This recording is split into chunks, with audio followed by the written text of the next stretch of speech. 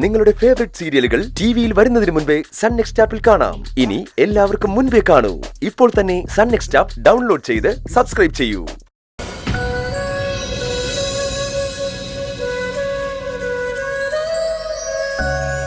ദേവുട്ടി,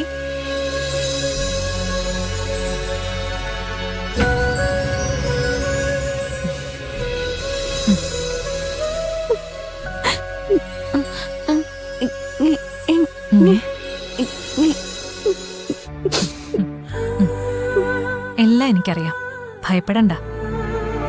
ദേവുട്ടി സുരക്ഷിതയാ.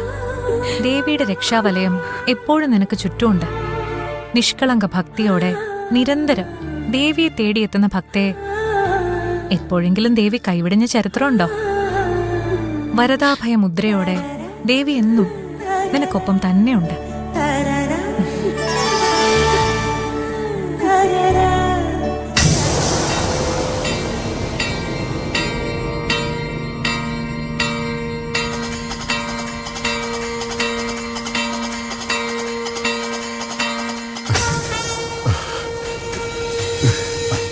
എന്തെങ്കിലും വിവരം കിട്ടിയോ സുരേന്ദ്ര? ഇല്ല കുമാരേട്ട, ഇനി ഒരിടവും അന്വേഷിക്കാനില്ല. എന്തോ സന്ദീപ്, നിനക്കെന്തെങ്കിലും വിവരം? ഞാൻ ഒരുപാട് സ്ഥലത്ത് നോക്കി, അവിടെ എങ്ങും വന്ന ലക്ഷണമില്ല. പോലീസിൽ അറിയിക്കണം, വൈകിക്കൂടാ. അതെ, അതാ നല്ലത്. അതേ ഇനി മാർഗമുള്ളൂ. ഒരു കാര്യം ചെയ്യാം, നിങ്ങളൊന്ന് വന്നേ. ചെല്ലേ. എവിടെ പോയി കാണും?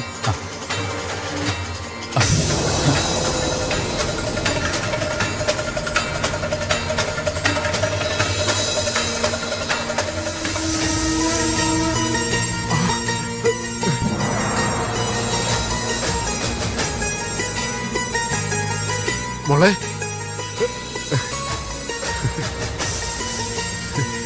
ദേവുട്ടി, നീ ഇതെവിടെ പോയിരിക്കായിരുന്നു? ഞാൻ എവിടെയൊക്കെ തിരക്കുന്നറിയോ?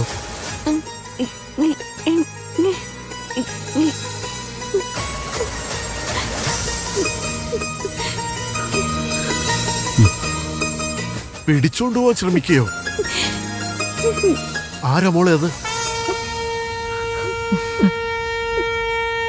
അപകടമൊന്നുമില്ലാതെ തിരിച്ചു കിട്ടിയില്ലേ, ഭയപ്പെടണ്ട. സംഭവിച്ചത് എന്താണെന്ന് ദേവൂട്ടിക്ക് അറിയില്ലെങ്കിലും എല്ലാം ദേവിക്കറിയാം.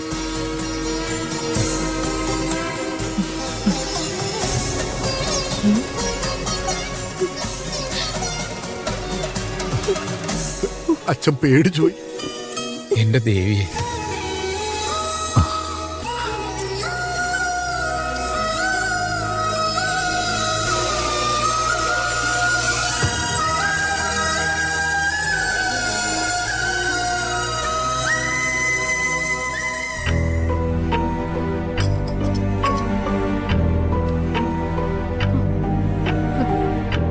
നേരെ ഒരുപാട് വൈകിയല്ലോ. സുരേന്ദ്രനെ ദേവുട്ടിയും കാണുന്നില്ല. ഇന്ദുമതി, നീ ഒന്ന് വിളിച്ചു നോക്ക്. എന്താ വൈകുന്നേന്നറിയാലോ. അവരിങ്ങ് വരും അമ്മേ. അവരെന്തെങ്കിലും ആവശ്യമായിട്ട് നിൽക്കുന്നോ? അമ്മ നടങ്ങ്. അവര് വന്നല്ലോ. എന്താ സുരേന്ദ്രൻ ഇത്ര വൈകിയേ? ഓ, ഒന്നും പറയണ്ട അമ്മേ. ഗ്രഹപ്പിഴയെന്ന് വെച്ചാ ഗ്രഹപ്പിഴ. എന്താ എന്താ ഉണ്ടായേ? ഉച്ചയ്ക്ക് എന്റെ കൂടെ വന്നിട്ട് പുറത്തേക്കൊന്ന് പോയതാ ദേവുട്ടി. പിന്നെ കാണുന്നില്ല, രാത്രിയായിട്ടും കാണുന്നില്ല. എന്നിട്ട് അന്വേഷിച്ച് വലഞ്ഞ് എല്ലാവരും തിരികെ അമ്പലമുറ്റത്തെത്തുമ്പോ സ്ഥലകാല ബോധമില്ലാതെ അവിടെ ഇരിക്കുന്നു. എന്റെ ദേവി, മോളെ എന്താ പറ്റിയേ? പറയൂട്ടി. ആരും ഇവളെ തട്ടിക്കൊണ്ടുപോയതാ. പക്ഷേ എങ്ങനെയോ ദേവിയുടെ കാരുണ്യം കൊണ്ട് ഒന്നും സംഭവിച്ചില്ല. ഇവളെയൊക്കെ ആരെ തട്ടിക്കൊണ്ടു പോവാനാ? ആരെ തട്ടിക്കൊണ്ടു പോയതെന്നായിരിക്കില്ല, വല്ലവന്റെ കൂടെ ഇറങ്ങി പോയതായിരിക്കും. കാര്യം പൊല്ലാപ്പാവുന്ന് തിരിച്ചറിഞ്ഞപ്പോ അവര് കൊണ്ടുവന്ന് കടയുടെ മുമ്പിൽ ഇറക്കിയിട്ട് പോയതായിരിക്കും. തട്ടിക്കൊണ്ടുപോകാൻ പറ്റിയൊരു മോതല്. എന്തോ അമ്മേ, മോളെ മുറിയിലേക്ക് കൊണ്ടുപോവാ. വരൂ കുട്ടി, നമുക്ക് മുറിയിലേക്ക് പോവാം.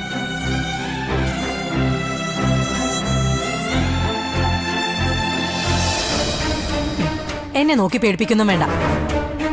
ഇവളെ തട്ടിക്കൊണ്ടുപോകാനൊന്നും ആരും വരൂല.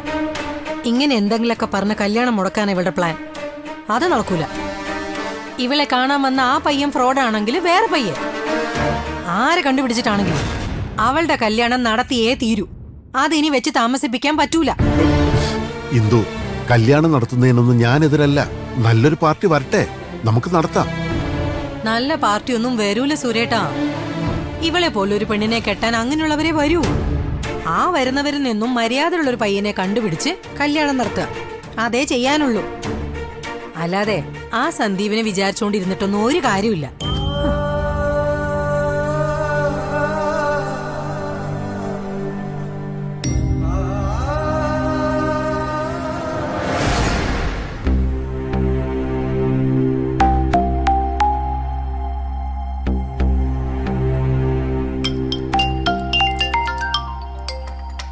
അമ്മ.